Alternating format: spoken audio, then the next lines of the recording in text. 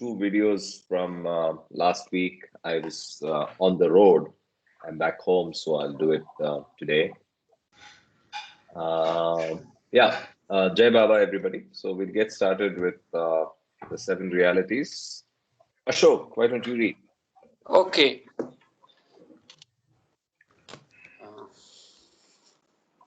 Just give me a minute. Yeah, sure. Are you okay to read or? No, I'm okay. I'm just shutting the door so that.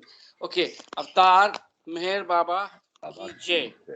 The seven realities: existence, love, sacrifice, renunciation, knowledge, control, and surrender. I give no importance to creed, dogma, caste, or the performance of religious ceremonies and rites, but to the understanding of the following seven realities. 1.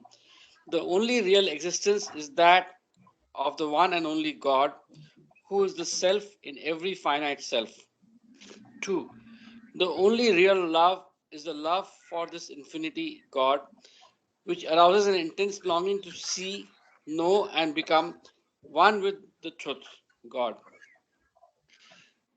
3. The only real sacrifice is that in which, in pursuance of this love, all things body, mind, position, welfare, and even life itself are sacrificed. 4.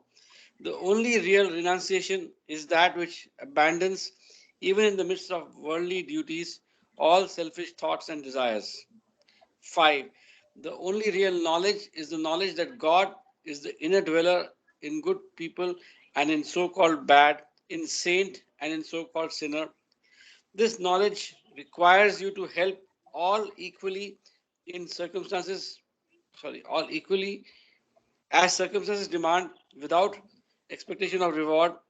When compelled to take part in a dispute, to act without the slightest trace of enmity or hatred, to try to make others happy with brotherly or sisterly feeling for each one, and to harm no one in thought, word, or deed, not even those who harm you. 6. The only real control is the discipline of the senses to abstain from indulgence in low desires, which alone ensures absolute purity of character. 7. The only real surrender is that in which poise is undisturbed by any adverse circumstance, and the individual, amidst every kind of hardship, is resigned with perfect calm to the will of God. Avatar Meher Baba Ki Jai. Over to you, Karthik. Yeah. Thanks. Thank you for that reading. So we were at I think the chapter on God and individual before we celebrated last Sunday, and I know we did not complete it from a questions and discussion standpoint. So I'll just quickly refresh what we did in that chapter. So it's the first reference to God and individual that God and the relationship to the individual that Baba talks about in Discourses. So let's go. I think already there was a question on Trello. So let me go there and see what that is. It was unanswered for Khalid, I think. Yeah, I didn't quite understand the question, but I just put it down there. He wanted to compare Sanskaras and imagination. So is he there? Is he on the call? Maybe he's not. So we'll leave that for later. I'll just start with the essence of the chapter. So God is the only reality, of course. Apparent existence of the infinite, of the finite. So I'll just go here. So if you look at it, it's talking about the apparent existence. And again, this is one more word that you will see a lot in Baba literature. We got one word in the last chapter, adjustment. This is the second one, apparent. The apparentness of many things, apparently, apparent, you'll keep hearing in all of Baba literature. So this was a good line that summarizes this what is trying to be conveyed. The one in the many comes to experience itself as the one of the many. This is due to imagination or false thinking. Then the cause of false thinking, he sets up the stage by introducing sanskaras. The function of consciousness is perverted by the operation of sanskaras, which manifest themselves as desires, right? And then the scope of full consciousness. The progressive evolution of consciousness from the stone stage culminates in man. The history of evolution is history of gradual development of consciousness. The fruit of evolution is full consciousness, which is characteristic of man. Again, this is the big shift from Darwinian theory to consciousness as being the reason for evolution. Individualization of consciousness. Here he talks about, because of the apparent identity that the ego self enjoys, it starts identifying with that individualization, and that consciousness is temporarily in separateness, right? And separateness exists only in imagination. And then, of course, out of the imagination of the universal soul are born many individuals. Objective universe. And then here, he uses the word triple entanglement and duality. I hope we registered the triple nature. The triple nature referred to here is triple entanglement with mind, energy, and matter. So the three spheres, right? And I think chasm between consciousness and unconsciousness. This is a very important rhyme. The progressive conquest of the unconscious by the conscious culminates in consummate consciousness, which is unlimited in scope and unhindered in function. Between this higher state of consciousness and the limited, though full consciousness of average humanity, there are about 49 degrees of illumined consciousness. And that's where we use this interlinking or references. So if you look at it, I added the beams para here, beams P12, page 12, para 2, which is nothing but what we can bring up now, right? This is the 49 steps, right? So with that, spiritual advancement. Karthik, I think we were doing, Vidya was reading something about love, isn't it? Or am I? No, that was out of turn. Yes, that was out of turn. Okay. Thank you. Yeah, with all your permissions, we took that out of turn because love is the core Supreme. essence of what. Yeah, so core essence of Baba's thought, and we thought for celebrating the anniversary, Nomita felt that we read that, and I totally agreed with that idea. No, I came a bit late, so it's okay. It's okay. So we'll read that again in sequence. So I'm not even registering that as completed. We just read it. That's it. Okay. Okay. Fine. Fair point. No point. All right. So this is, if you look back in my notes, basically this is the reading of 13th, which is Saturday. Okay. Okay. So yeah, any questions, any comments? Because we hurriedly closed this chapter, and I have only one question from Khalid, which I have recorded. Anything else that we'd like to discuss, we can discuss now.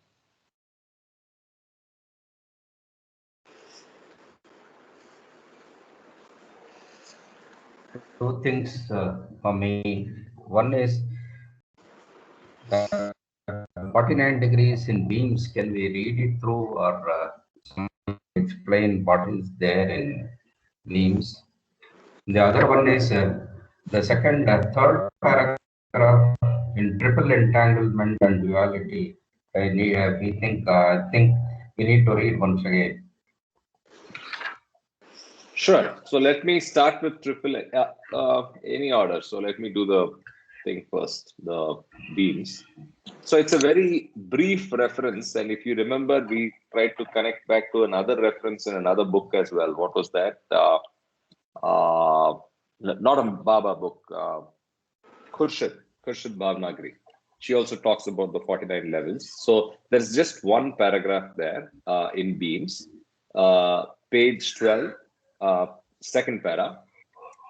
There are 49 steps in the ascent through the planes. The human mind delights in perceiving and creating symmetry and proportion everywhere, but this tendency should not be carried into the realm of facts.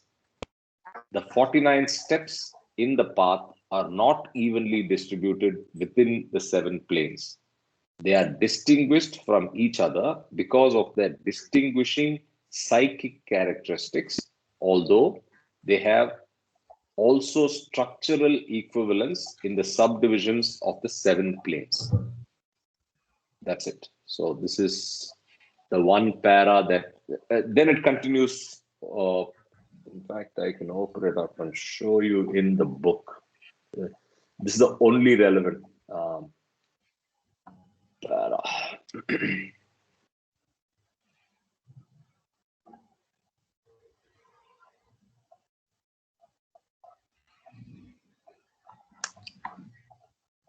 Yeah.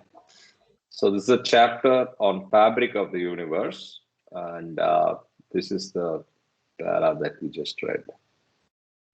And then he talks about bodies, and before that he talks about planes. So this is the only thing that probably has a reference.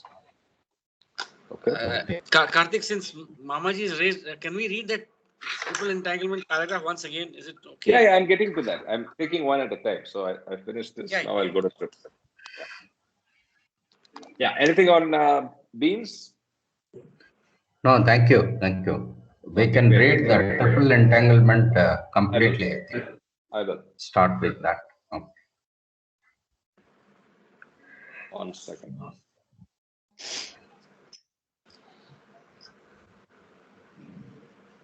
Okay.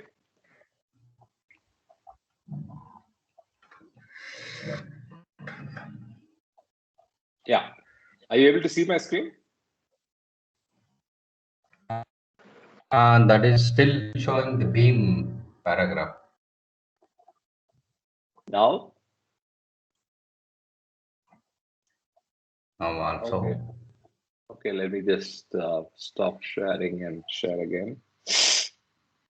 Can someone confirm now? Okay, yes, come back. Yes, Karthik, we can see. Okay, cool.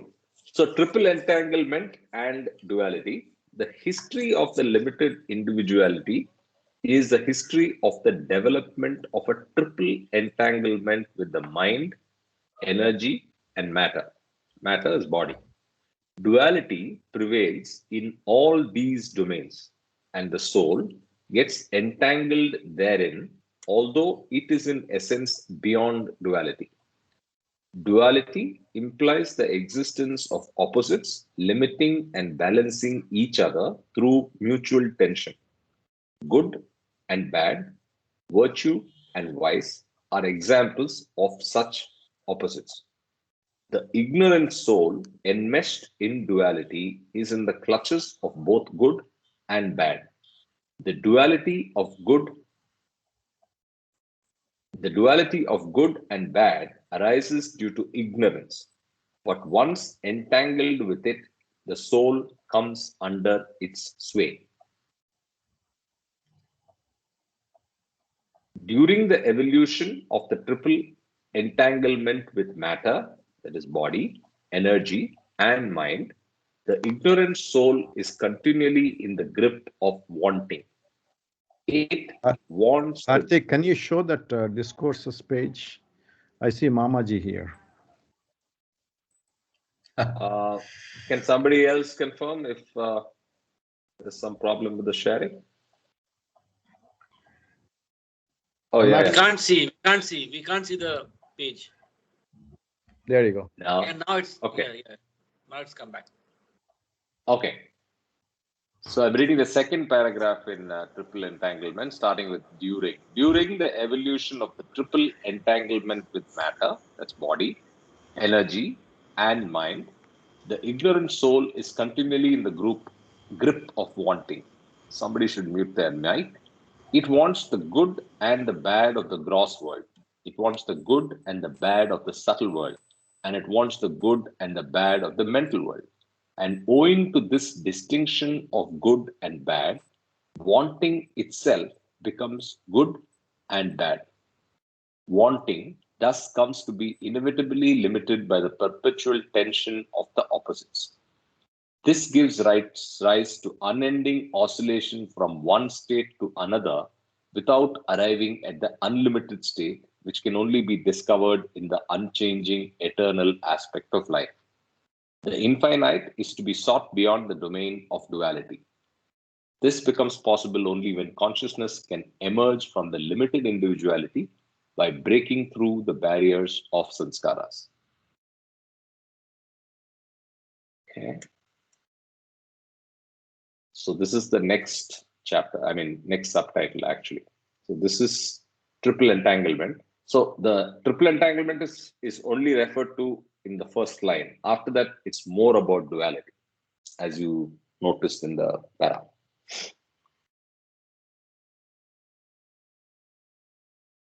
Yeah. So any questions on this?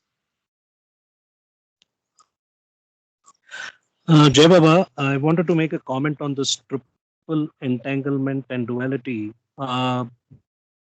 Basically, when you're going through evolution, we see that the gross body, subtle body, and mental body develops. And during the animal kingdom, we notice that lust, greed, and anger, which are related to the gross, subtle, and mental body, get magnified.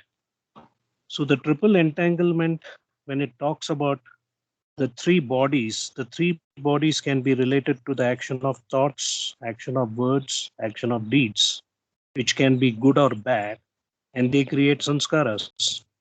As we know, action of thoughts create weak sanskaras, words create strong sanskaras, and deeds create powerful sanskaras. The good and bad is the dualistic aspect. That is why the triple entanglement and duality. So all human beings are a byproduct of sanskaras, good or bad. And the other part that we were talking about, the 49 steps, again, as Baba said, the involution stage is real illusion. Evolution stage is false illusion. So instead of going through the planes unveiled, experiencing all the different planes and spheres, if one goes veiled by the grace of a perfect master, then that is the best way to go about it. Jai Baba. Super. Thanks, Kava. So does that kind of let us go to the next chapter? Any other questions before we continue? Jai Baba, I think one thing that was discussed, which was not clear, and I was supposed to have made some written comment because of the network, the consummate Yes. consciousness. So I Yes, just want to please. tell you my understanding of consummate consciousness. This word consummate consciousness is only here in discourses. It's not there in God Speaks or anywhere else.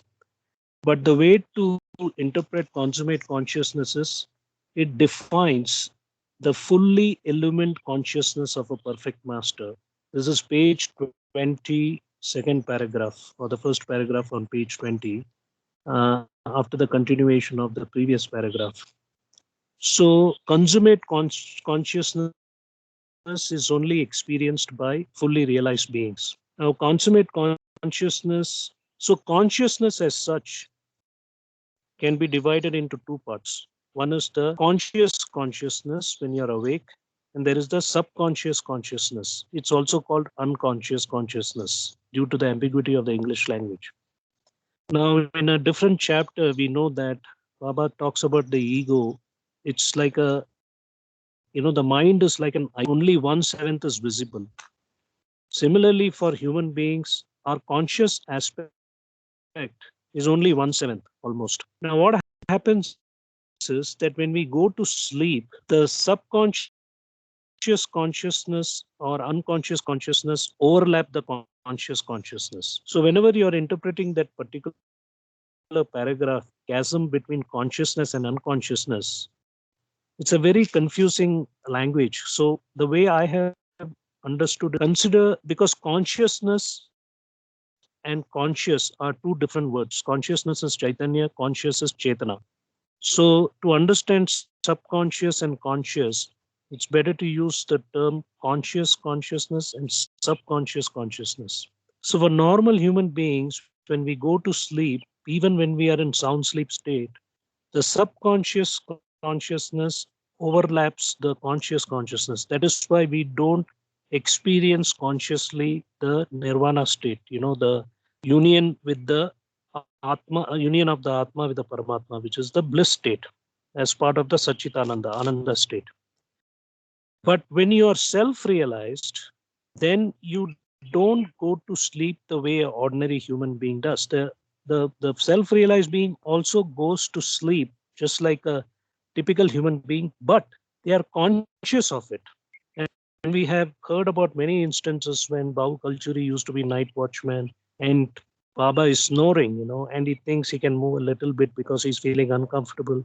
And Baba would immediately wake up and tell him, hey, what are you doing?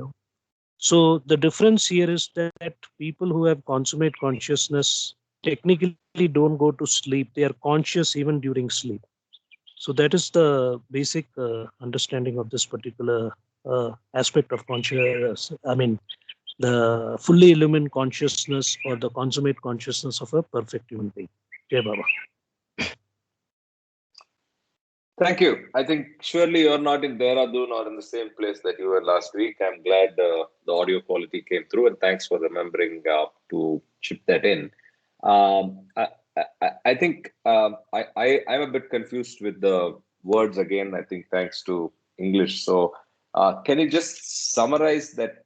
So I understood the sleep subconscious overlaps the conscious, right?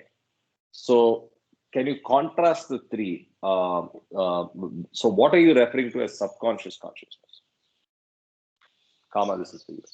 See, Jai Baba, I think when you look at the English dictionary, I mean, if I'm not mistaken, the word unconscious and subconscious are described in the same manner as if they are the same terms, just different words.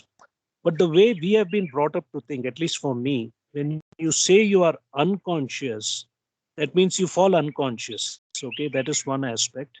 And when you are asleep, you are basically not conscious. Okay, that is one interpretation.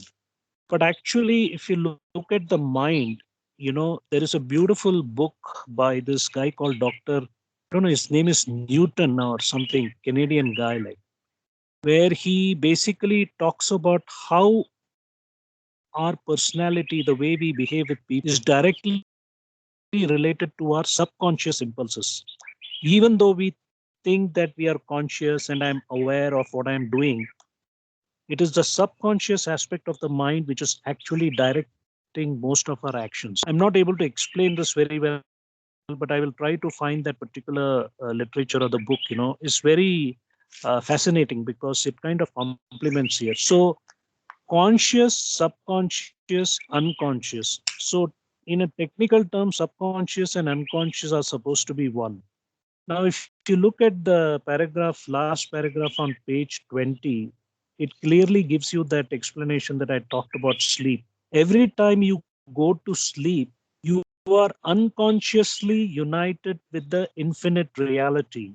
This unification involves the extension of unconsciousness over consciousness. It thus bridges over the chasm between the unconscious and the conscious. Now, see the ambiguity out here. The second sentence talks about extension of unconsciousness over consciousness, and that the third sentence says bridges over the chasm between the unconscious and the conscious. But being unconscious of this union, you do not consciously derive any benefit from it. This is the reason why, when you wake up again from deep sleep, you become aware of the self same humdrum individual and you begin to act and experience exactly as you acted and experienced before going to sleep. This means that because of our sanskaras, the moment you wake up from sound sleep state, you experience that 2 minute of absolute bliss. because by the time you're not caught up in duality.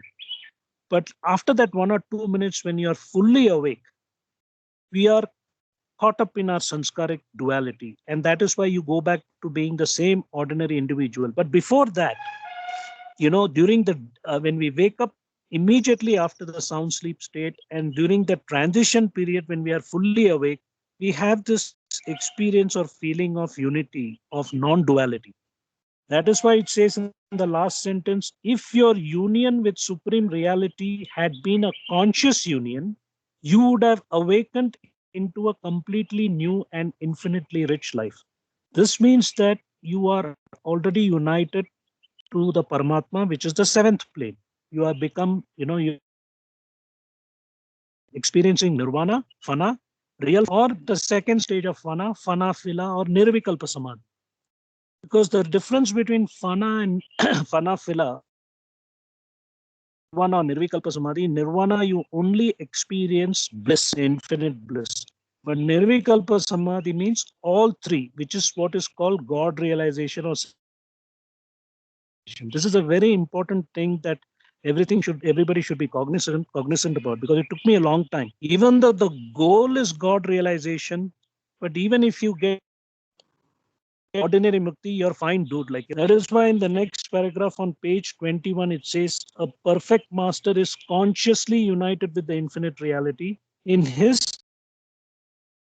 between consciousness and unconsciousness is bridged not by the extension of the unconscious over the conscious, as with the person who enjoys deep sleep, but the opposite, which is the extension of consciousness over unconsciousness. So it's funny, even in this line, on the top he's using extension of unconscious over conscious, and then he's saying consciousness over unconscious. So what I did was I decided to use the term unconscious consciousness and conscious consciousness, so that makes it Oh my easy to God. understand. So the waxing and waning of consciousness is applicable only to the limited individual. In the case of the perfect master, the conquest of the unconscious consciousness by the conscious consciousness is final and permanent.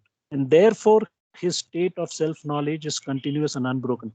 See, one reason I'll tell you from what I've understood, I also discussed this with Vidya. I said, why is it that in discourses and God speaks, there are times when it's a little bit confusing? Is it deliberate or is it something, And I think Vidya said that, look, Baba wants us to really when we read, not just like rote learning. He just wants us to go deep into it and kind of contemplate, introspect, reflect, the three types of meditation which we have read before. So I think that one of the things I've observed in discourses, God speaks, and other Baba literature is that there are certain jigsaw puzzles because of the use of the English language. So we have to sometimes interpret it in a way that is understandable. Jai Baba. Awesome. I think initially I got confused when you said replace consciousness with unconsciousness, but I think I agree with you now. Conscious consciousness and unconscious consciousness. Guys, what do the rest of the team think? Because if you read it that way, then everything makes sense. So consciousness remains the same, but then the level of whether it is conscious or unconscious determines which is on top, and in the case of perfect master and in the case of sleep, right? I think thanks for Karthik, jumping in and clarifying. Yeah, Mamaji. Karthik, if we read these two pages and then come to some discussion, it will be good. We have not Sure. read now. We had read it last 13. time, but what all Kama explained now, we are supposed to read now. So let us Makes read sense. and then summarize. Makes sense. I will start from page 19. That's the Last paragraph paragraph. where, Yes. yeah. So we have seen that the possible field of consciousness is limited by sanskaras. This limitation creates a division of the human psyche into two parts. One part falls within the range of consciousness, and the other part falls beyond it. The unconscious part, in its full extent, is identical with the power that is behind matter.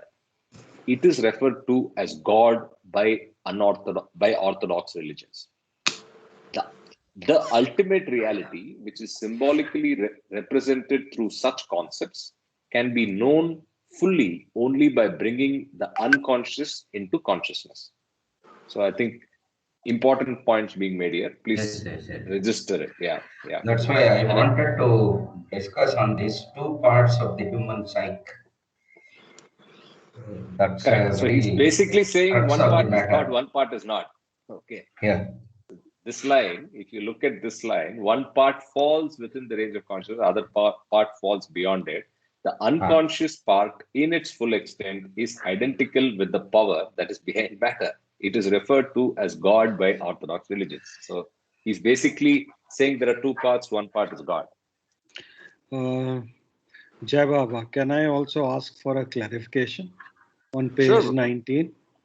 Page Sure. 19, please, once again. Sure. Yeah.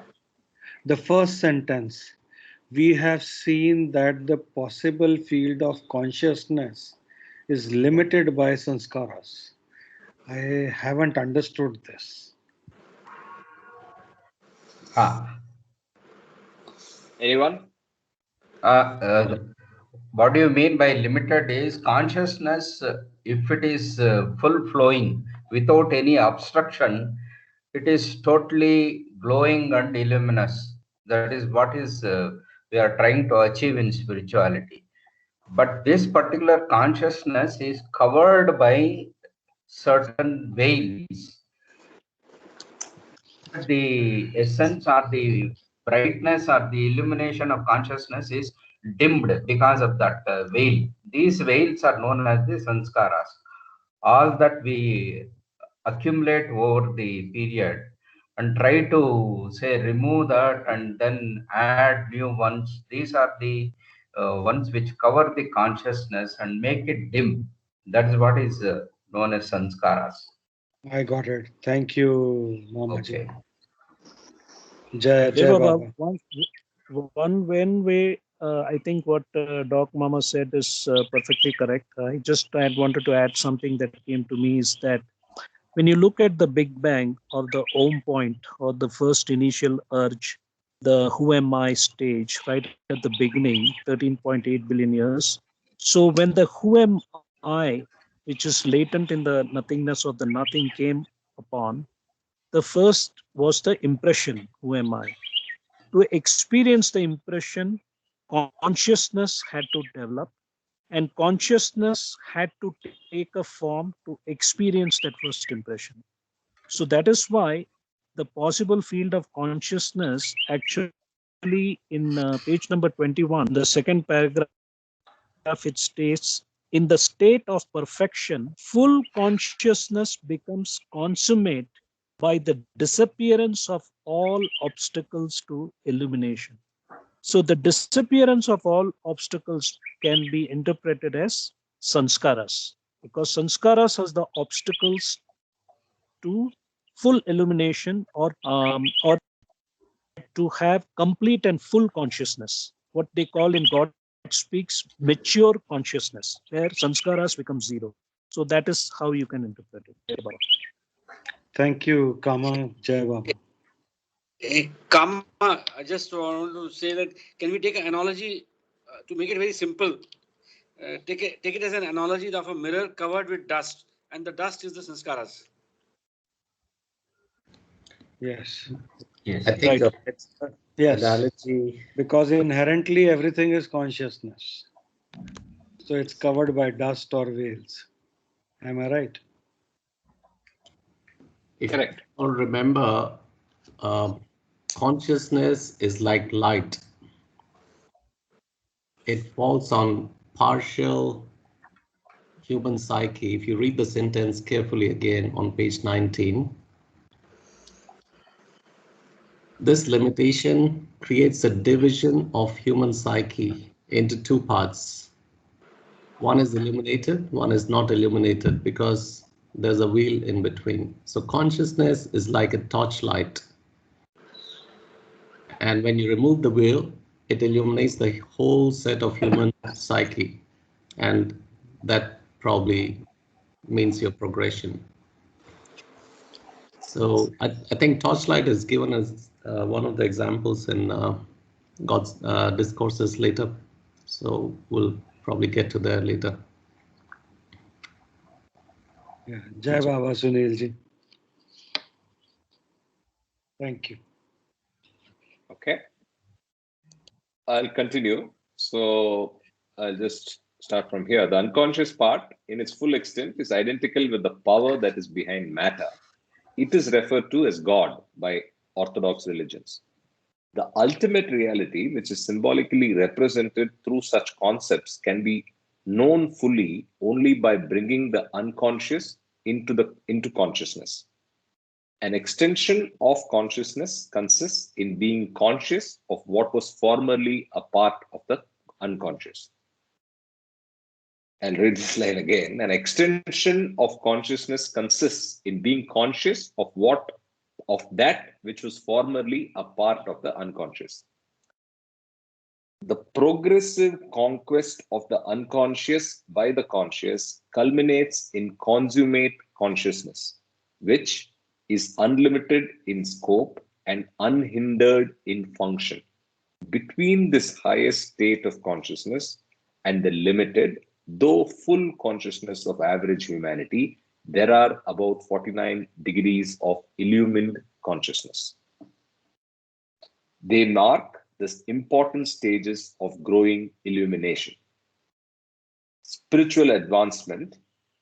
The gulf between the clouded consciousness of average humanity and the fully illumined consciousness of a perfect master is created by sanskaras that give rise to egoism. These can be removed through perfect character, devotion, and selfless service. But the best results in this direction are attained through the help of a perfect master. Spiritual advancement consists not in the further development of consciousness, for it is already fully developed in man, but in the emancipation of consciousness from the bondage of samskaras. Although, in essence, consciousness is the same in all the different states of existence, it can never be consummate unless it can reflect the knowledge of infinity without the least shadow of ignorance, and also cover the whole extent of creation, illumining the different spheres of existence. Deep sleep. Every time you go to sleep, you are unconsciously united with the infinite reality. This unification involves the extension of unconsciousness over consciousness. It thus bridges over the chasm between the unconscious and the conscious. But being unconscious of this union, you do not consciously derive any benefit from it. This is the reason why, when you wake up again from deep sleep, you become aware of the same self, humdrum individual, and you begin to act and experience exactly as you acted and experienced before going to sleep. If your union with the Supreme Reality had been a conscious union, you would have awakened into a completely new and infinitely rich life. A perfect master, the subtitle is Conscious Union with Infinite Reality. A perfect master is consciously united with the infinite reality. In his case, the chasm between consciousness and unconsciousness is bridged not by the extensions of the unconscious over the conscious, as with the person who enjoys deep sleep, but by the extension of consciousness over unconsciousness. The waxing and waning of consciousness is applicable only to the limited individual. In the case of the perfect master, the conquest of the unconscious by the conscious is final and permanent. So the waxing and the waning is in case of sleep, but here it's final and permanent. There's no waxing and waning at all. Only individuals go to sleep. And therefore, his state of self-knowledge is continuous and unbroken and remains the same at all times without any diminution. From this, you can see that the perfect master never sleeps in the ordinary sense of the word. When he rests his body, he experiences no gap in his consciousness. State of perfection. In the state of perfection, full consciousness becomes consummate by the disappearance of all obstacles to illumination. That is, like Kama said, Sanskaras. The conquest of the unconscious by the conscious is complete, and the person continuously dwells in the full blaze of illumination or as one with illumination. He becomes illumination itself. As long as a person remains under the sway of duality and looks upon manifold experience as being true and final, he has not traversed the domain of ignorance. In the state of final understanding, a person realizes that the infinite, which is one without a second, is the only reality. The infinite pervades and includes all existence, leaving nothing as its rival. Small nothing, mind you. A person who has such realization has attained the highest state of consciousness. In this state of full consciousness, the full consciousness, which is the fruit of evolution, is retained, but the limitations of sanskaras and desires are completely transcended. The limited individuality, which is the creation of ignorance, is transformed into divine individuality, which is unlimited. The illimitable consciousness of the universal soul becomes individualized in this focus without giving rise to any form of illusion. The person is free from all self-centered desires, and he becomes the medium of the spontaneous flow of the supreme and universal will, which expresses divinity. Individuality becomes limitless by the disappearance of ignorance. As it is unimpaired by the separateness of Maya and unentangled in its duality, it enjoys the state of liberation in which there is objectless awareness, pure being, and unclouded joy. Such a person has no longer any of the illusions that perplex and bewilder man. In one sense, he is dead. The personal ego, which is the source of the sense of separateness, has been forever annihilated. But in another sense, he is alive forevermore with unconquerable love and eternal bliss. He has infinite power and wisdom, and the whole universe is to him a field for his spiritual work of perfecting mankind.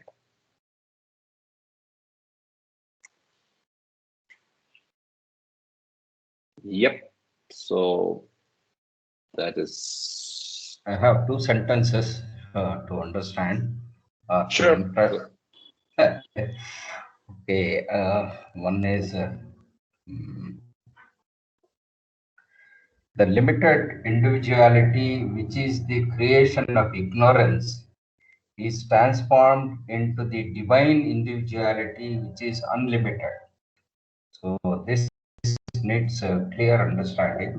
The limited individuality, which is the creation of ignorance, is transformed into divine individuality, which is unlimited. The other one at the last end of the line, as is unimpaired by the separateness of Maya and unentangled in its duality, it enjoys the state of liberation in which there are three aspects here: objectless awareness, pure being, and unclouded joy. I would like to have some explanation from anyone. So the above one is simple, Mamaji. So we are under limitation, right? Because our consciousness is focused on the sanskaras, and we think sometimes we think we are the mind, and sometimes we think we are the body. That's why we are limited. And when we reach the sixth plane, and when somebody, perfect master, pushes us, then at that time we're going to give up our ignorance, total individuality, become one with that. So our ignorance is transformed into divine individuality, which is unlimited. Now, by the term divine individuality, Individuality. why that they use term individuality? Does it mean divine individuality is God or No, a person individual who is realized? person who is realized. We are individuals, right? We think we are separate from God. We are an individual. You are a person, I am a person, I think you are different and you think I'm different. But when we get that God realization, we don't have that separateness anymore. All the sanskaras are dropped. Fana state, manonash. When the mind is dropped, there is no more separation. And we experience the divine individuality, the oneness. That's what I think. Jai Baba. No, I agree with you, Ravi. I think if you read the the other next way, two lines, yeah, go ahead. no, other way looking at is one who is realized still lives as an individual. That's why he is referred to as divine individuality. That personality. That's different, right? Some people becomes one with the God, mukti, and they don't come back. Some individuals retain the body, and they are conscious of infinite bliss, infinite knowledge, and infinite knowledge, bliss, and power. And they retain the body. They retain the body. They still live in the gross body, gross world, but they are not conscious of the gross body, gross world, subtle world, and the mental world. There are like 51 people like that, Mazoops and Saliks. Those are all 51. And rest of them are 5 perfect masters are there. They experience a God, at the same time they experience the duality. But they do it for a purpose. Yes. Jai Baba. Yes. I'm sorry, I'm asking maybe some of the questions may be very basic. There was a mention of 49 degrees in the text when you read, a little above. Yes. Yeah. We thought about it a lot, about the 49 steps. 49 degrees, it said. So maybe, you discussed it last time, but I missed it. So can we just... Yeah, simply, if I may answer that, Yes, there is another book, Vivekji. It's called Beams from Meher Baba. Correct. There he explained a little bit more in the involution period, that is from first plane to the 7th plane. In between, there are 7 stages. That's what Baba grouped into. Some may not experience one stage. Some may experience for a long time another stage. But equally, he divided into 7 stages between the planes. So 7 times 7, there are 49 stages from the gross plane to the God illumination. Yes. Thank you, Jai Baba. Yeah, only one small tweak to what Ravi said. They are not equal parts. So if I read that a few minutes ahead. A few minutes ago, I read that paragraph. That's right in Trello. I've actually copy pasted that and put an image here. So the key point is they are not evenly distributed, right? So they are not equal. The range and difficulty and powers and the differences could be varied, right?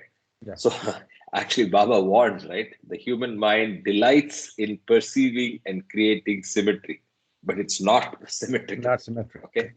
Yeah. That's why I feel once we get God realization, we feel, oh, Baba, you wrote all these God speaks, so it looks different now. We can ask Baba then.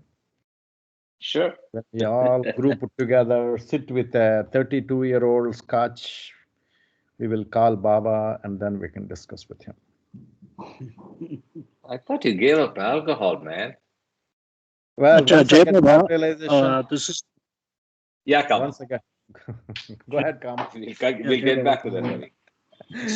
So uh, I think that the 49 steps or 49 degrees on page 20 clearly says there are 49 degrees of illumined consciousness.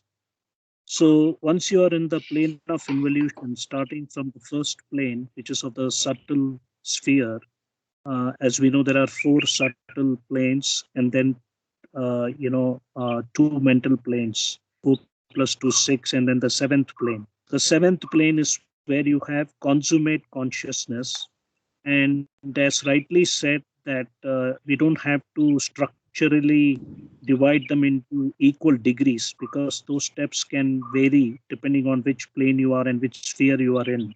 So those are different degrees of, see, all of us have different degrees of element consciousness in a way. I mean, it's just a metaphor, hypothetical statement.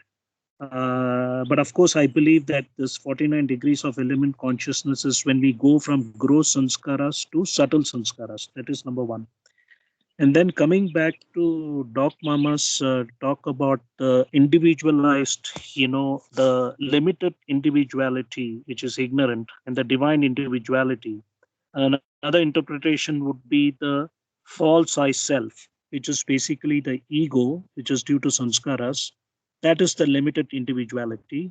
And we know that even in the sixth plane, even though you have illumination because you see God, there is still that duality. So unless you attain union, which is in the seventh plane, and there actually I was looking at God Speaks page number 243 in the supplement. It says much. It actually talks about 5 algebraic definitions between God, perfect master, savior, man or jivatma or insan, and then fifth is madzubi kamil. And in madzubi kamil, it says is equal to divine I is equal to divine consciousness minus finite consciousness. So, which means that basically, when you are self realized or God realized, the Madzub is only existing in the God consciousness or divine consciousness state because he doesn't have any conscious of his bodies, just like a Jivan Mukta or a Paramahamsa or a perfect master, Sadguru. So I think in one way, the divine individuality or unlimited individuality, the most basic definition would be the Madzubi Kamil, and that is the divine I that is defined in this particular supplement. So what we have is, as Baba said, human beings are already self-realized but not awakened. So our full consciousness, because human beings have full and complete consciousness, except it is contaminated with sanskaras. So when sanskaras, which are like clouds or mosquitoes, which are eliminated, then you see the full consciousness, or you call the consummate consciousness. So consummate consciousness is clouded by sanskaras. That is why we have limited individuality. But once sanskaras or the cloud of sanskaras is eliminated, you see the blue sky, which is the divine individuality or the real I self or full consciousness, consummate consciousness, or mature consciousness. Jai Baba. Yes. Thank you. I could perceive all that with some clarity. The last line, objectless awareness, pure being, and And unclouded unclouded joy. joy. Yes.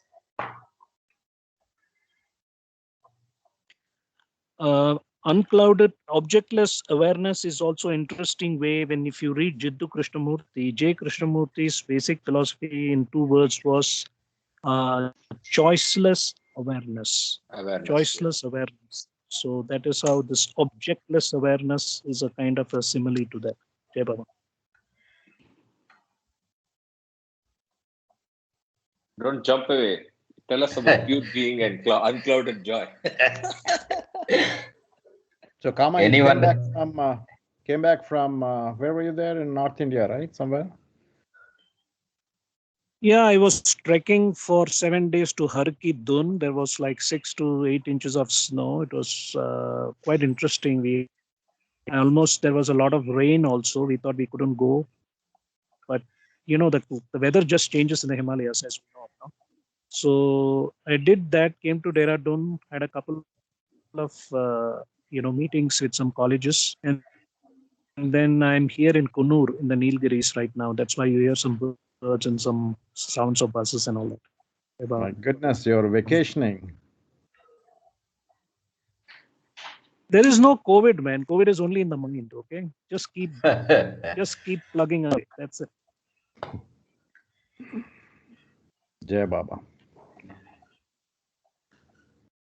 Time to go to the next chapter, I think. I think so too. So I believe that we are leaving this as just the syntax that Baba has used to describe divinity. Objectless awareness, similar to choiceless awareness, and then pure being and unclouded joy. Again, I think we can pass that unless anybody else wants to add to that.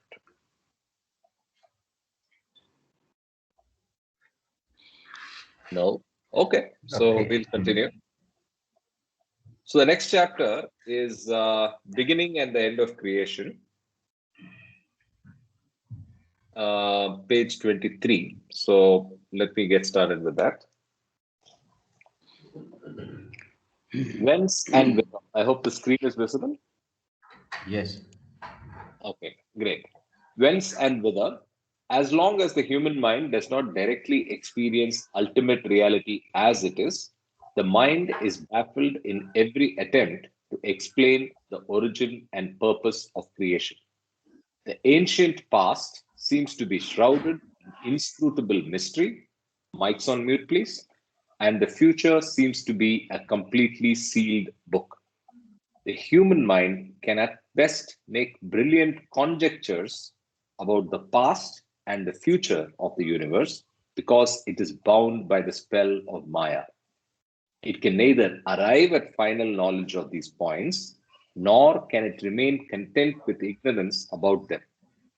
Whence and whither are the two everlasting and poignant queries that make the human mind divinely restless. Beginning and end. The human mind cannot reconcile itself to infinite regress in its search for the origin of the world, nor can it reconcile itself to endless change. I think somebody needs to mute their mic, please. The human mind cannot reconcile itself to infinite regress in its search for the origin of the world, nor can it reconcile itself to endless change without a goal. Evolution is unintelligible if it has no initial cause, and it's deprived of all direction and meaning if it all does not lead to a terminus. The very questions whence and whither presuppose the beginning and the end of this evolving creation. The beginning of evolution is the beginning of time, and the end of evolution is the end of time. Evolution has both beginning and end because time has both beginning and end. Please let me know if anybody wants to pause at any time. Between the beginning and the end of this changing world, there are many cycles, but there is, in and through these cycles, a continuity of cosmic evolution. The real termination of the evolutionary process is called Mahapralaya, or the great annihilation of the world, when the world becomes what it was in the beginning, namely nothing, N capital. The Mahapralaya of the world may be compared with the sleep of a person. Just as the varied world of experience completely disappears for the individual who is in deep sleep, the entire objective cosmos, which is the creation of Maya, vanishes into nothingness at the time of Mahapralaya. It is as if the universe had never existed at all. Reality is timeless and absolute. Even during the evolutionary period, the universe is in itself nothing but imagination. There is, in fact, only one indivisible and eternal reality, and it has neither beginning nor end. It is beyond time. From the point of view of this timeless reality, the whole time process is purely imaginary. And the billions of years that have passed and billions of years that are to pass do not have even the value of a second. It is as if they had not existed at all. So the manifold and evolving universe cannot be said to be a real outcome of this one reality. If it were an outcome of this one reality, reality would be either a relative term or a composite being, which it is not. The one reality is absolute reality and nothing. The one reality includes in itself all existence. It is everything, but it has nothing as its shadow. The idea of all inclusive existence implies that it leaves nothing outside its being. When you analyze the idea of being, you arrive by implication at the idea of that which does not exist. This idea of non-existence or nothing helps you to define clearly your notion of being. The complementary aspect of being is thus non-being or nothing. Nothing with a capital. But nothing cannot be looked upon having its own separate and independent existence. It is, yeah? Is there a question coming up? Yeah, Karthik, I probably can't see the part which you're reading. Maybe, I don't know, something. Can somebody else also confirm that?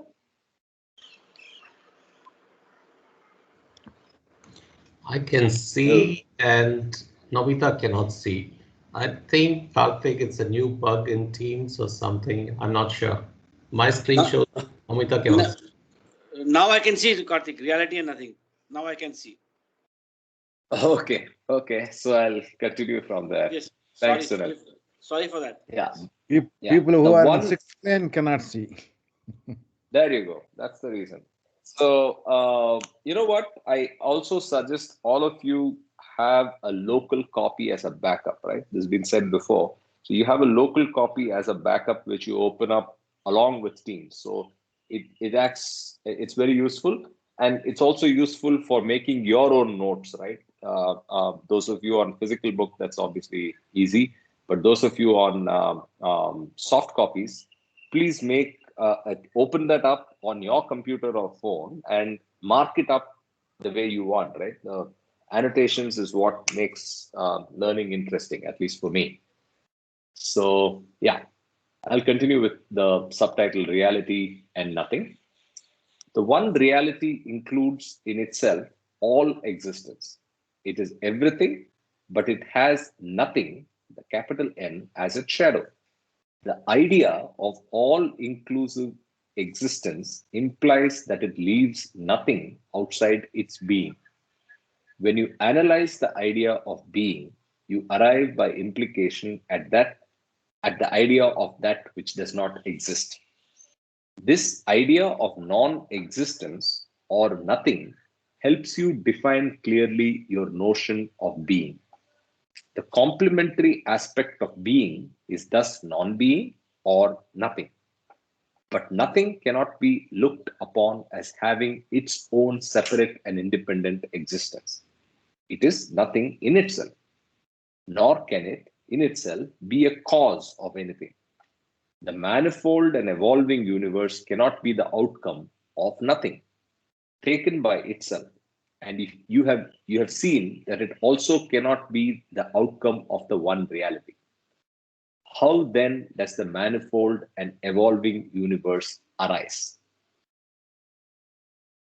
Reality and the universe. The manifold evolving universe arises from the mixing of the one reality and nothing. It springs out of nothing when this nothing is taken against the background of the one reality. But this should not be taken to mean that the universe is partly the outcome of the one reality or that it has an element of reality. It is an outcome of nothing and is nothing. It only seems to have existence. Its apparent existence is due to the one reality, which is, as it were, behind the nothing. When nothing is added to the one reality, the result is the manifold and evolving universe.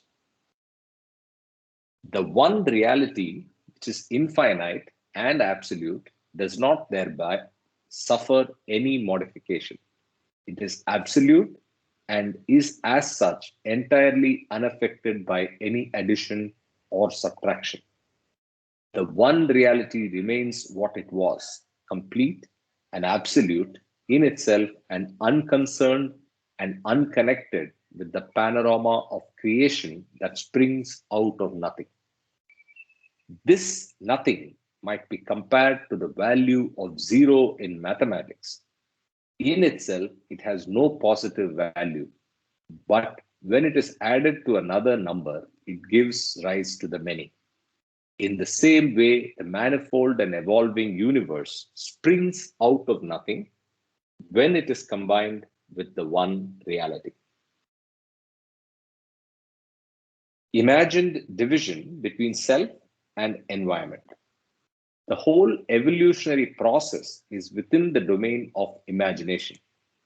When in imagination, the one ocean of reality gets apparently disturbed, there arises the manifold world of separate centers of consciousness. This involves the basic division of life into the self and the not self, or the I and its environment. Owing to the falseness and the incompleteness of this limited self, which is only an imagined part of a really indivisible totality, consciousness cannot remain content with eternal identification with it. Thus, consciousness is trapped in ceaseless restlessness, forcing it to attempt identification with the not self. That portion of the not self, or the environment with which consciousness succeeds in identifying itself, gets affiliated with the self in the form of mind. And that portion of the not self, which it does not succeed in identifying itself, becomes the irreducible environment that inevitably creates a limit and an opposition to the self.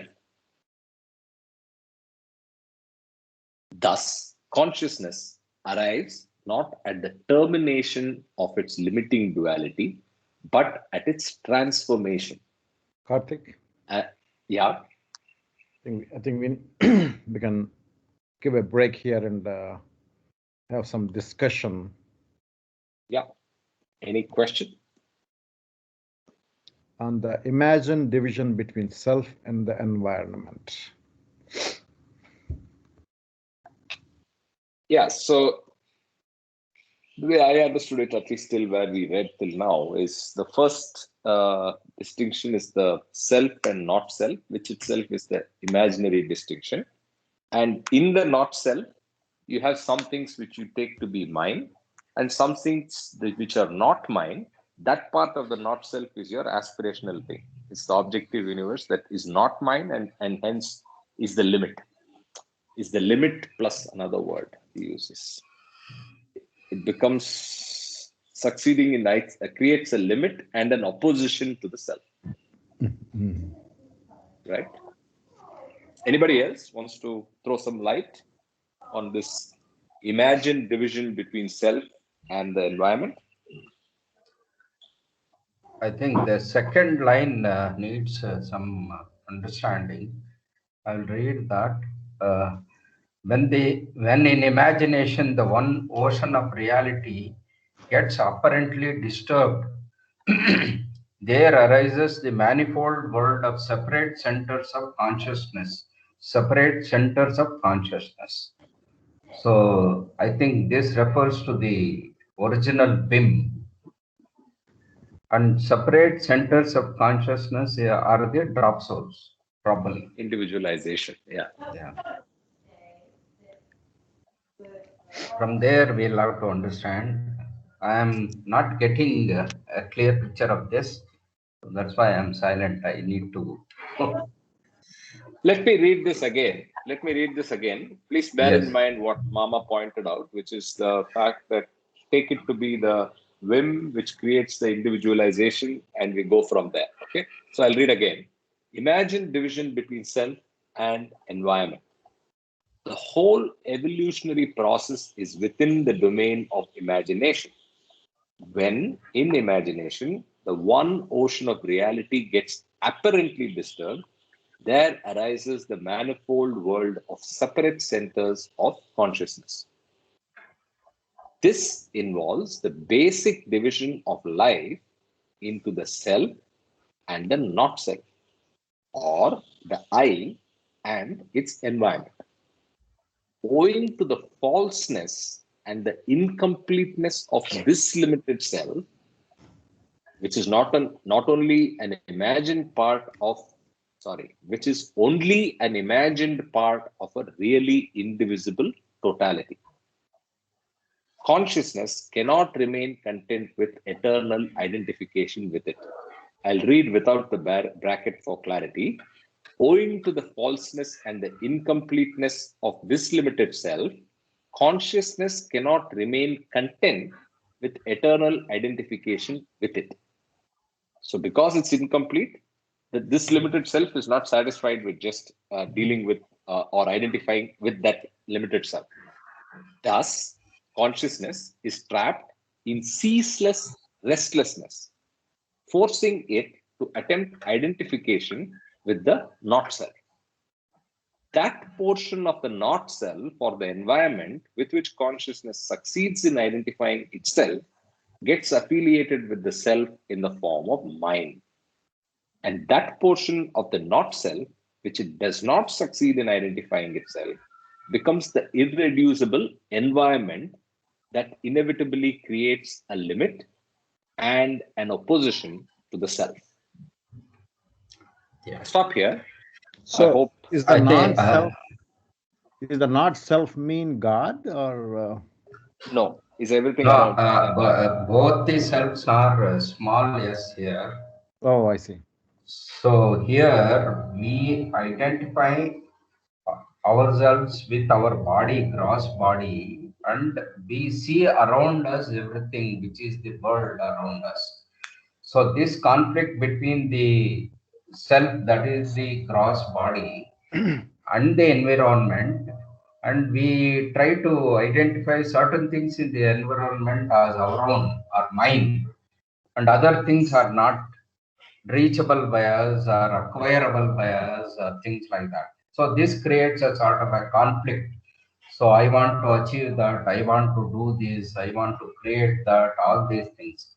So this is the starting point of our say conflict, and then the bonds and clash of this, and the whole process of conflict between the opposites. That's how I imagine this. Yeah, it makes sense. So we So are let's basically interacting with the world around, right? Yes, yes. That's what we have a conflict. to use again a Baba term, objective universe, right? So we are dealing with, he's describing our interaction with the objective universe, right? Yes. Yeah.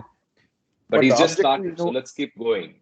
Yeah, the objective universe is created by us, right? Our mind creates the objective universe. Yes, imagination. yes. Imagination. Okay. Ashok has raised a hand. Sure. Jay Baba, I think the No, whim it's okay. itself is an imagination. Who am I itself is God's imagination, because it is part of the, and it says the manifold evolving universe arises from the mixing of the one reality and nothing. It springs out of nothing, which we know nothing is called zero. When this nothing is taken against the background of the one reality. So the background of the one reality is the Paramatma. One is the Paratpar Parabrahma, which is in the sleep state, and one is the Paramatma, which is in the waking state. So this is before the whim. So when the Paramatma goes through the whim, who am I, which is an imagination, there is some background noise, please. So when this Paramatma is going through this, whim, who am I, it splits into two, which we know as state 2A, which is what we call the manifold world of separate centers of consciousness, which Doc Mama was talking about, and the state 2B, which is the eternal avataric infinite consciousness. So here, this involves the basic division of life into the self and the not self. So we can interpret the self as the realized self, self and the not self, or the I and its environment.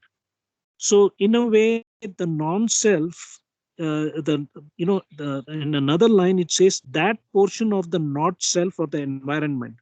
So when we talk about self, there are two parts. One is the realized self, which is always there, but the realized self is covered by sanskaras, which is what is called false I self or the ego.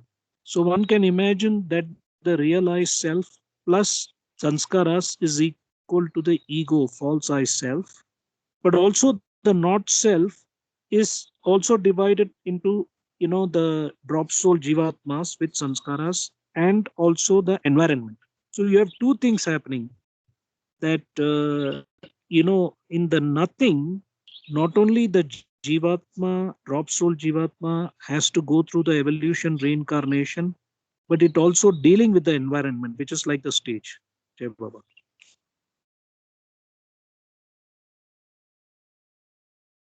Thank you. So let's continue. So thus, consciousness arrives not at the termination of its limiting duality, but at its transformation.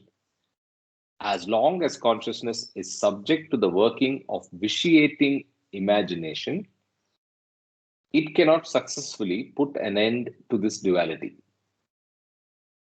All the varied attempts it makes for the assimilation of the not self or the environment result merely in the replacement of the initial duality by other innumerable novel forms of the same duality. The acceptance and the rejection of certain portions of the environment express themselves respectively as wanting and not wanting, thus giving rise to the opposites of pleasure and pain, good and bad, and so forth. But neither acceptance nor rejection can lead to freedom from duality. Mics are not on mute, and consciousness therefore finds itself engaged in ceaseless oscillation from one opposite to the other. The entire process of the evolution of the individual is characterized by this oscillation between the opposites. Thorough determinism of sanskaras. The evolution of the limited individual is completely determined by the sanskaras accumulated by him through ages. And though it is all part of imagination, the determinism is thorough and automatic. Every action and experience, howsoever ephemeral, leaves behind it an impression on the mental body. This impression is an objective modification of the mental body. And as the mental body remains the same, the impressions accumulated by the individual are capable of persisting through several lives. When the sanskaras thus accumulated begin to express themselves instead of merely lying latent in the mental body, they are experienced as desires. That is, they are apprehended as being subjective. The objective and the subjective are the two aspects of sanskaras. The former is a passive state of latency, and the latter is an active state of manifestation. I'll pause here. Anybody has a question on the two aspects of samskaras? Ja Baba Vipulya. Yeah, The determinism, just if you can go complete up, and thorough. complete and thorough, if somebody can elaborate on that.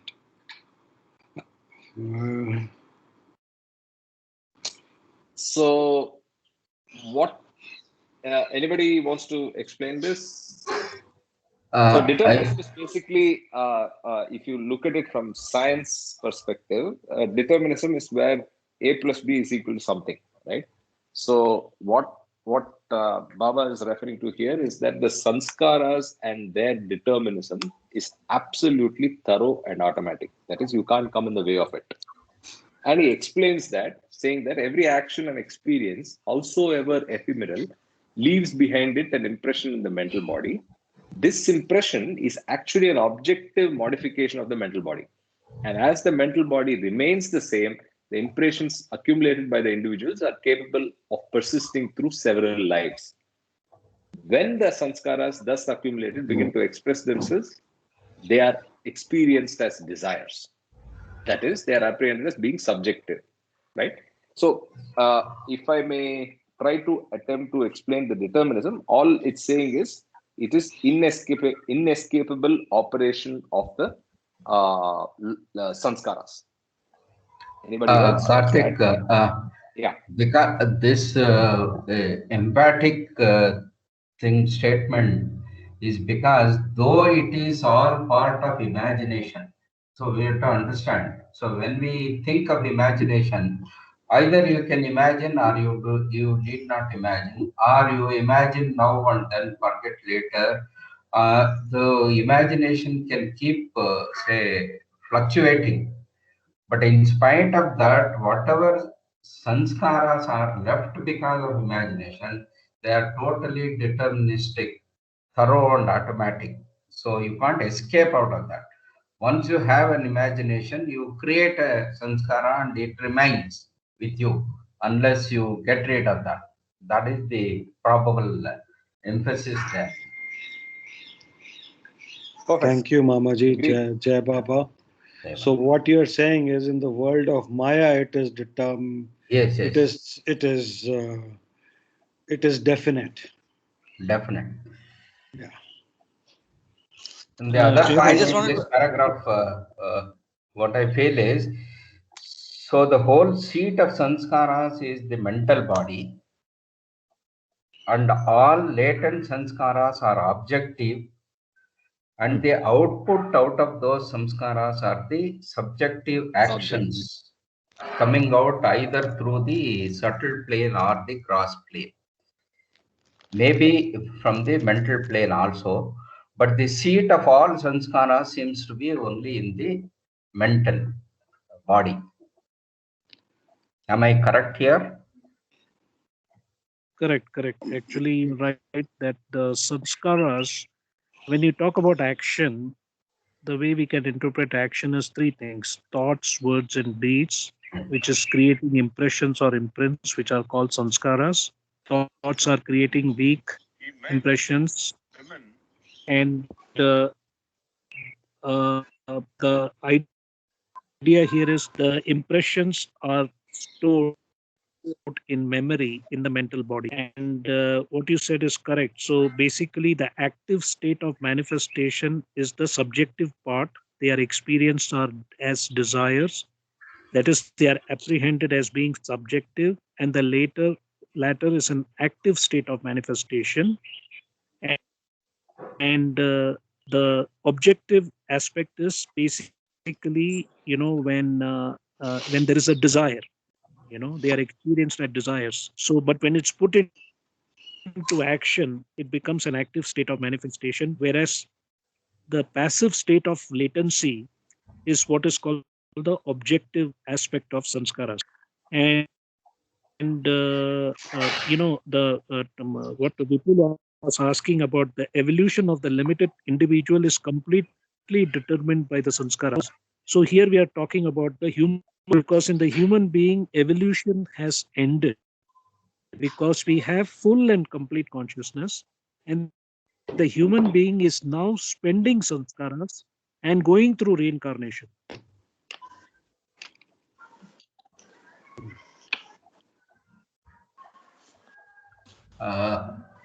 Thank I you, have, Kamal. Creating fresh new sanskara, which is then stored in your memory, and that's what keeps us going through this reincarnation phase in the gross aspect. As long as gross sanskaras are there, there will be reincarnation going on, and then when gross sanskaras become zero and convert to subtle sanskaras, that is when the real involution aspect starts to take place. Jai Baba. Thank you, Kamal. Jai Baba. I have one observation here. Say the classification or the stressing of the point that sanskaras in the mental bodies are weak. They are slightly stronger in the subtle body and strongest in the gross sphere. Seems to be not so welcome with me, in the sense that sanskaras are created and stored in the mental body, and it has to be removed from the mental body. Whether you act or do not act on that, it is to be removed from the mental body. So I feel that is the strongest area of sanskaras. So any inputs on this?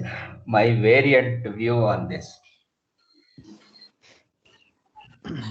Mamaji, if I may just add, see the intensity of the sanskaras and the recording of sanskaras are two different things. Because, as you know, Kama has said that when you have thoughts, they are weak. When you have put it into words, they are little stronger, and when you put it into action, they are strongest. So the intensity of the sanskaras and the recording remains in the mental body. More than intensity, or I think, should we use the word impact, right? So are we saying that the thought at the first stage can do least damage, then the word can do more damage, the deed can do max damage? So more than intensity, I think the impact of the sanskara is what is weaker in mental, weakest in thought. Word, it's a little stronger, and strongest in deed. That's the way I interpret it. But the recording, persistence is clearly the mind. Yeah. Can sanskaras be eliminated by meditation? Yes. See, meditation, in meditation, you are not acting, right? The only action you are doing is trying not to think. Let's say you are meditating on Meher Baba. So you are meditating on a perfect master that will actually cleanse your sanskaras, actually. It removes the sanskaras in meditation. Another point. Sorry, go ahead. Yeah, another point I would like to bring is when you think about some things, you create sanskaras, but those are non-binding.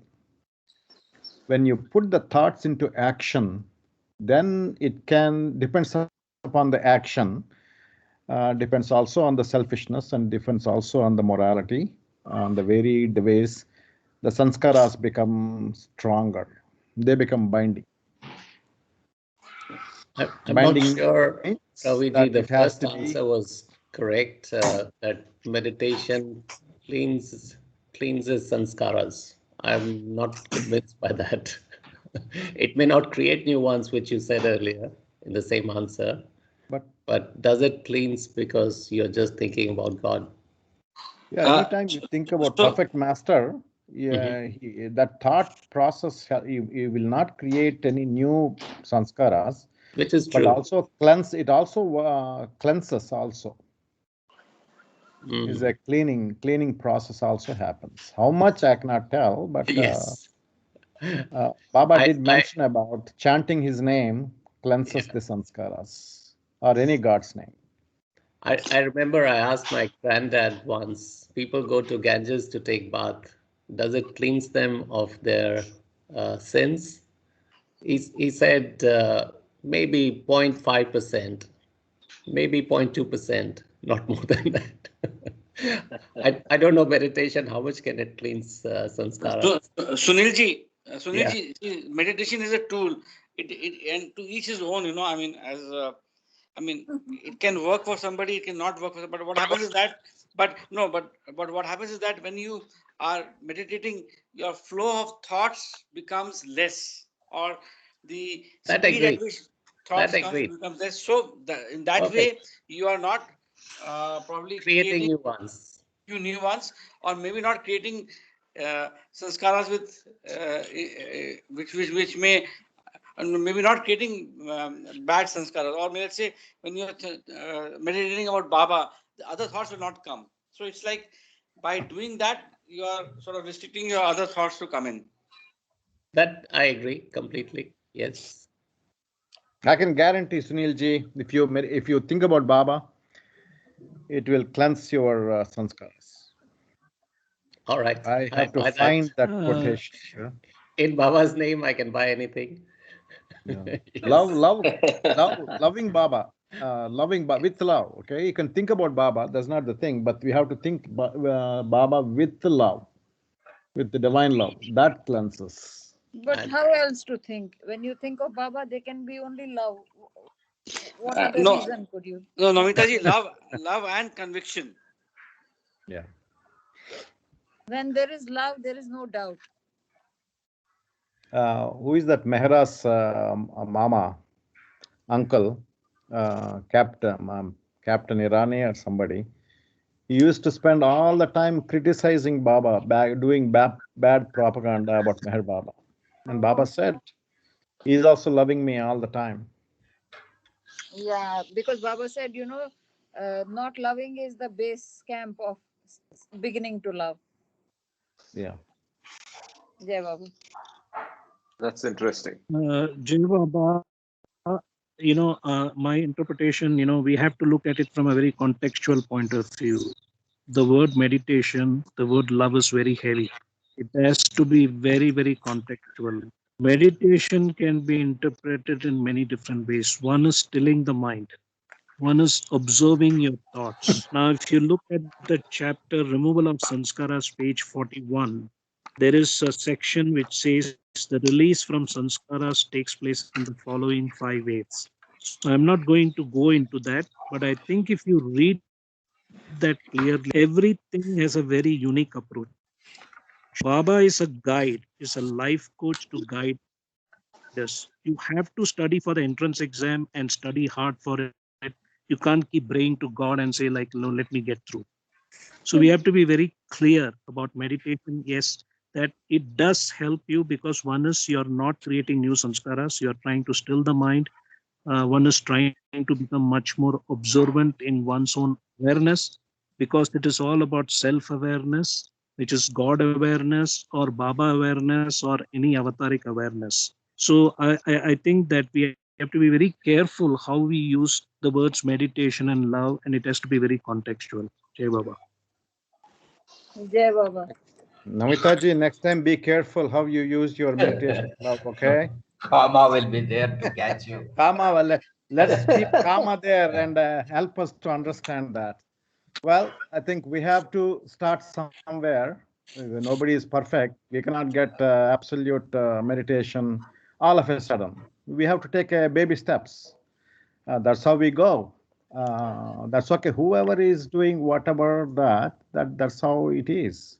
We cannot say somebody is doing wrong, this person is doing wrong. We have to be careful, contextual. All these things doesn't matter. Our progress matters. No, Jai but Baba. context is everything. Context is everything. So in learning, we cannot do without context. So I was also Loving thinking of Baba the doesn't same thing need that Kama context. said. Coming to the context of my question, I have one answer from my own self. That is, objective to the subjective transforms it into desires. And we have read already that drop desire is one of the process to realization. So what is the intensity that is shown here is in the subtle sphere and also in the gross sphere, when you act on a particular, say, sanskaric impression, you do certain things and then by the process you may attract new sanskaras.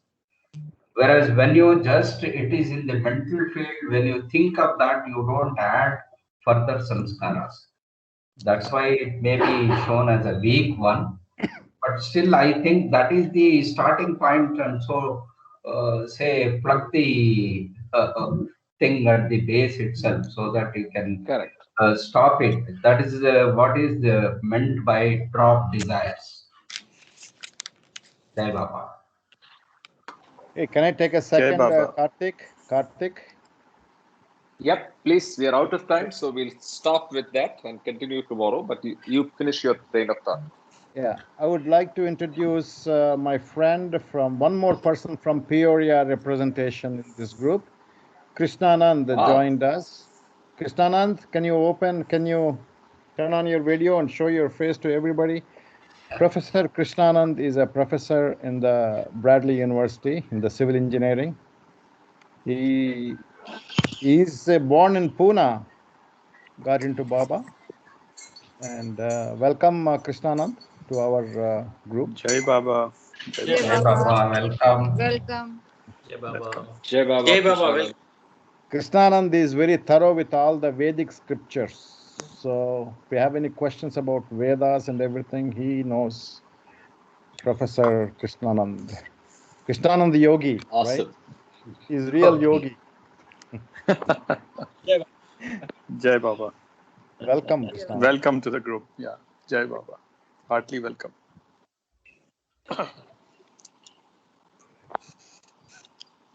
Very nice to see you, Professor, and look forward to having you around. So, on that note, we'll wrap up for today. Do you have anything else to quickly discuss, Ravi?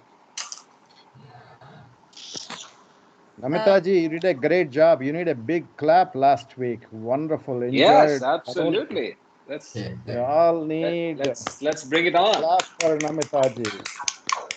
Thank you. I have a small request. This song has gotten stuck in my head since morning, and only Sanjay ji can help me. You know that ala ala. Can you sing 2 lines of that? Ala ala pahala pahala. Namitaji, you didn't give me a chance for Gate Chalo last time. Oh, I didn't. I'm so sorry. You can do it now. Yeah. Better Ravi time. sings. No, Rata, Sanjay ji sing Alap Hala. That's my favorite song, Baba Yeah, song. Next it's week my I'll favorite. sing Gate Chalo. Oh, उठा Sanjay ji. उठा हो सोळाणस उभा ठाकला परमेश्वर अमृताचा घेऊन कलश अमरपदी देण्या आला आला पहा देव आला अहो आला पहा देव आला पहा प्रभु आला अवतार आला याहो चला दर्शनाला याहो चला दर्शनाला आला महादेव आला अवतार मेहर बाबा की जय. Thank you so much, Sanjay ji. It was Thank so you. nice. Thank you for the opportunity. Jai Baba. Thank you so much. Yeah. Jai Baba. Jai Baba. Have a nice Jai weekend. Baba, everyone. Same Jai to you. Baba. Everybody Same have everyone. a great weekend. We'll listen to your song, Ravi, tomorrow, not next week. We have tomorrow as well. So Gate Chalo, I'm going to sing tomorrow. absolutely, Okay. let's do Okay, that. tomorrow. Okay. Gate Chalo is a nice song. Great. Jai Baba. Jai Jai Baba. Baba. Jai Jai Baba, Baba. everybody. May all our Jai Baba. samskaras dissolve. Amin. Jai Baba. Jai Baba. Sure. Tathastu. Tathastu. Jai Baba.